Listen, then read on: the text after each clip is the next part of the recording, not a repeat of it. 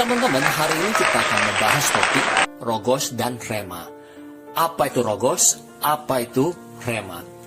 Di Alkitab Yunani, firman Tuhan atau kata Tuhan, perkataan Tuhan itu tertulis ada dua jenis, yaitu Logos dan Rema.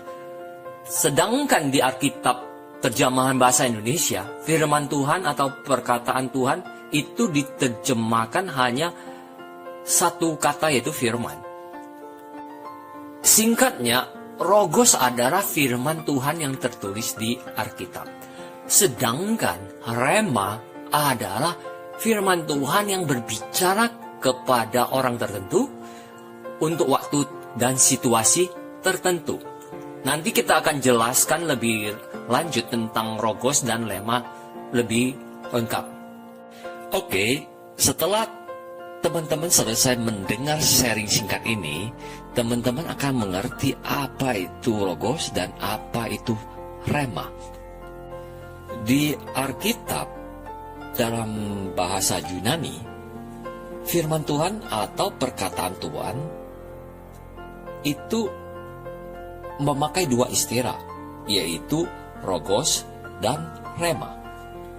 Dalam Perjanjian Baru, ada 316 ayat yang tercatat memakai istilah Logos, dan 67 ayat tercatat yang memakai istilah Rema. Contoh berikut adalah ayat yang memakai istilah Logos. Matius 7 ayat 24, setiap orang yang mendengar perkataanku di sini adalah Logos ini dan melakukannya, ia akan sama dengan orang-orang yang bijaksana yang mendirikan rumahnya di atas batu. Ayat kedua, Markus 4 ayat 14. Penabur itu menaburkan firman. Firman di sini adalah Logos. Berikut Lukas 5 ayat 1. Pada suatu kali, Yesus berdiri di pantai Danau Genesaret, sedangkan orang banyak mengerumunin dia hendak mendengarkan firman Tuhan. Firman Tuhan di sini adalah Logos. Terakhir, Kisah Rasul 6 ayat 7. Firman Tuhan di sini adalah Logos, makin tersebar dan jumlah murid di Yerusalem makin bertambah banyak, juga jumlah besar imam yang menyerahkan diri dan percaya. Berikut ini adalah contoh ayat yang memakai istilah Rema.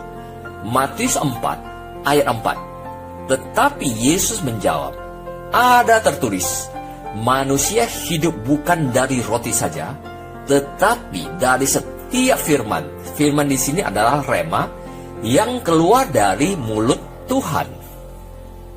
Yohanes 6 ayat 63. Rohlah yang memberi hidup, daging sama sekali tidak berguna. Perkataan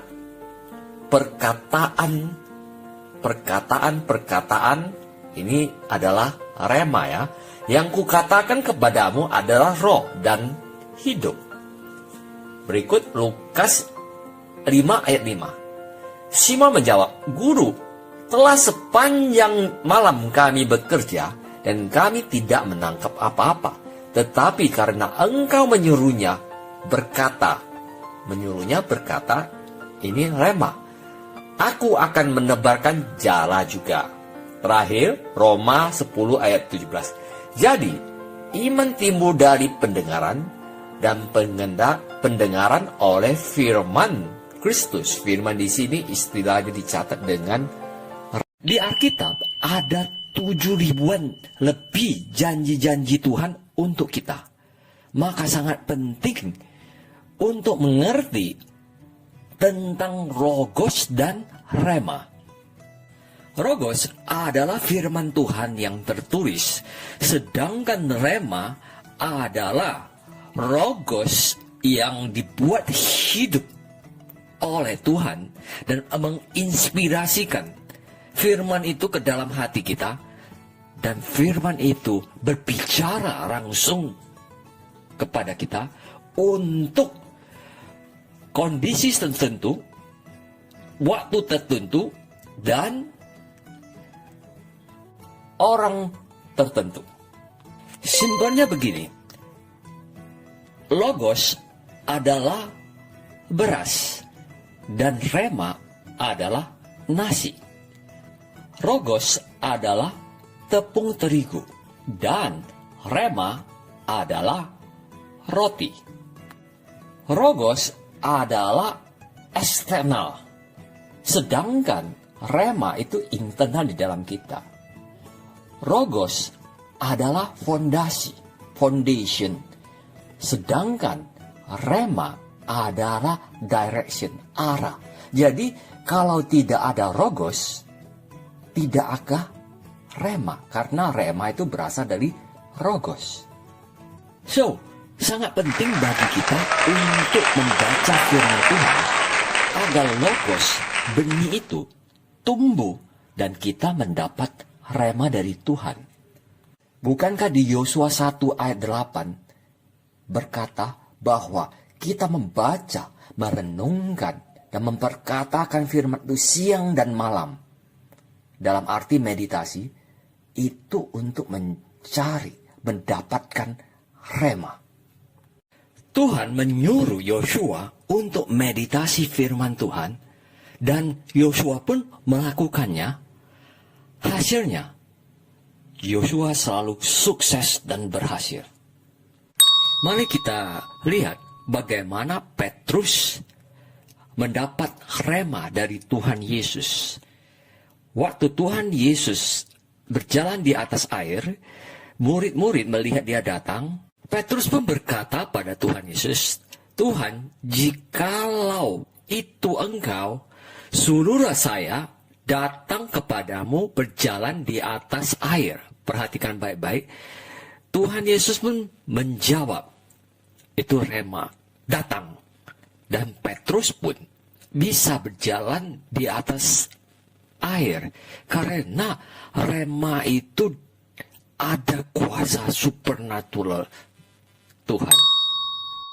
Bukankah Yohanes 15 ayat 7 berkata, "Jikalau kamu tinggal di dalam aku, dan firmanku, remaku, tinggal di dalam kamu, mintalah apa saja yang kamu kehendaki, dan kamu akan menerimanya." Jadi, ketika kita berdoa, kita berserah diri, merenungkan, dan memperkatakan firman-Nya, maka Roh Kudus akan mengubah logos itu menjadi rema.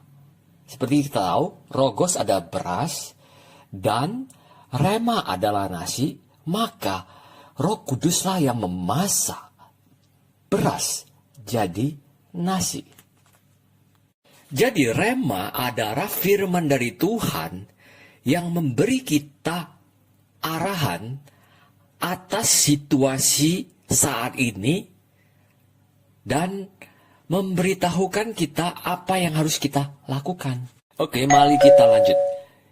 Jika seseorang mengalami masalah kesehatan, tentu dia akan mencari ayat firman Tuhan yang terdapat janji-janji kesembuhan, healing.